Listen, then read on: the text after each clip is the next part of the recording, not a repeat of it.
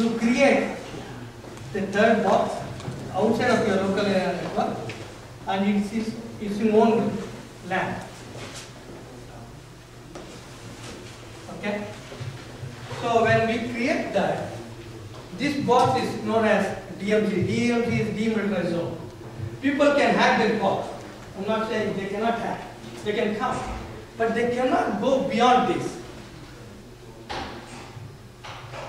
The reason is that no ports are open. Nothing is open. Only one can talk to these boxes. That is this box on a certain port. We create a virtual space or a hardware load balancer in front of it, makes it there. You come on 80 port, I translate behind that, seen as 8000 or 8010. I will have a SSL certificate. Then it will encrypt all the data that is coming in using 128 bit, 64 bit, sends it out. You type as rows, it will go as garbage. People trap it, they get as a garbage. They won't even know what the hell it came. So I will have to do all this. Encryption, decryption here. I'm using SSL certificates. I will use a reverse proxy or set up similar to reverse proxy here. Then I will have to open a very few ports here so that it talks to those only ports, nothing else. Now, all this protection we do, right? When you are going on a cloud, now you do not know which data center. You cannot draw cable all over the world.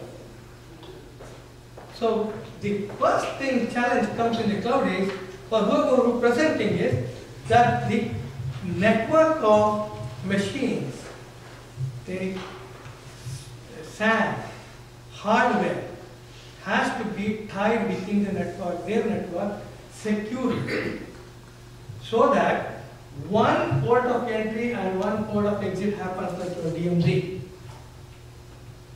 So it's very, very easy to do it on a private cloud, because I build a cloud exclusively for certain number of customers. And then I say that I am giving you this. At the end of the day, you are going to have a drop to my office at some data center. From that data center, everything else is mine. You may be getting a piece of hardware in Virginia, piece of hardware in San Francisco, piece of hardware in London, Bombay, anywhere. But you are protected. You are absolutely protected. So that is a private cloud. So private cloud is, we come and draw the network straight into the my cloud.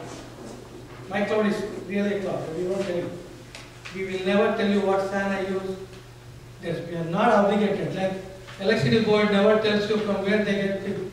Is it a hydropower or gas, turbine, nuclear? They won't tell you. They are not obligated. Same thing, water. Are they giving it from local tank stored behind their house or from Potomac? They won't tell you.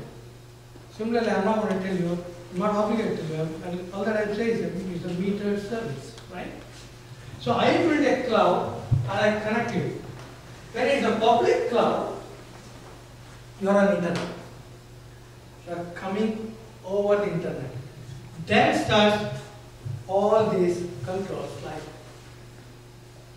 whatever the medicine, complete suites, like 128-bit encryption, DMZ, everything you have to do it to protect your interest. The people who sell the cloud, they do all that. They ensure that. What is that? We talked about all this. At the end of the day, what is all about this cloud?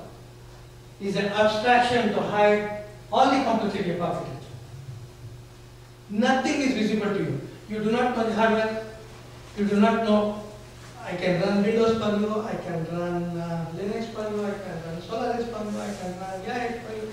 I will run anything you want. It's completely abstract now. What is the second concept of a cloud? On-demand service. That means we talked about an example of Walmart starting their center. and they come to you and you'll start discussing how much I need hardware, how many CPUs I need, how many NIC cards I need. But at the end of the day, your project will run to 2 years.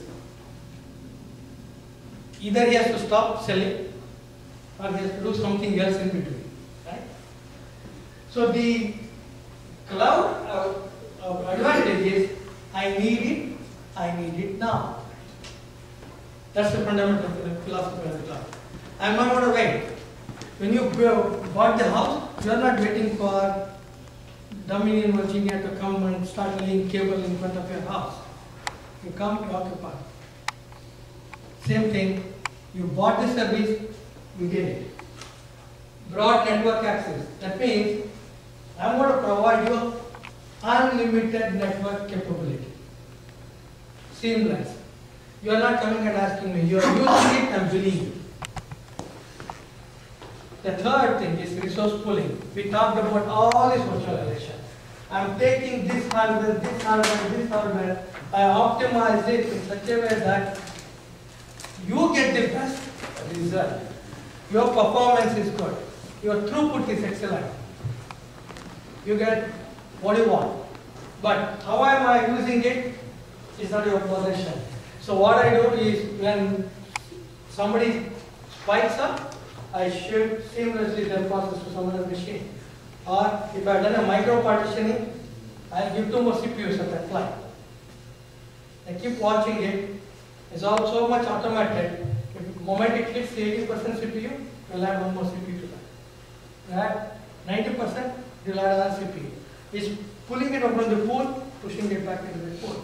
When it's pulling into the pool, it might be getting from some other machine in a virtual space. Right? Rapid growing capability, elasticity, we talked about it. When Walmart started real business, they do not know how many customers they were getting. They have no idea. Because, take for example, one was with 200 houses here, when we moved in about 6-7 years back, everything was empty. Now there are tons and tons of people moved in, so the space of this Walmart, that's why I took the example. They outgrew, they moved it to a big place, they're rebuilding it, right? So you can see that their capacity to handle the system also would have gone multi-fold. Right? So the idea of the cloud is you should grow at your will. So there is no restriction for that. Above all, we talked about 2 things, CapEx, OpEx. I need to know what I'm going to do. Electricity board tells you, I am billing you for every kilowatt that you use, so much cents, so many dollars. Now you know how many energy saving bulbs that you can use, how much you should cut down your unwanted power consumption, because you are going to end up paying. So you should know your own business to cut it. Otherwise, I'm going to give you the required capacity, but I'm also going to bill you for that capacity. So you use it, you pay for it, right? We also talked about these various models of the public cloud, community cloud, private cloud, and all that. The community cloud is Google's invention. So Kandara was talking about GT Pro, right? Now let's assume that we want to have our own cloud. California, GT Pro, DC, Singapore, all of us can go, all of this is a one single community. The philosophy is same, ideas are same, different chapters. So they can form a community and go to Google and say, I want you to host mine. He says, please come on over. That's what they do. So this is a VM example. It's similar. They say enterprise ready, you build, you take your own thing, whatever you want, and immediately I'm going to give you, you can use any of your applications on the machine, etc. If you go to Amazon, in fact, you know, the Amazon is one company which is even giving the Oracle database.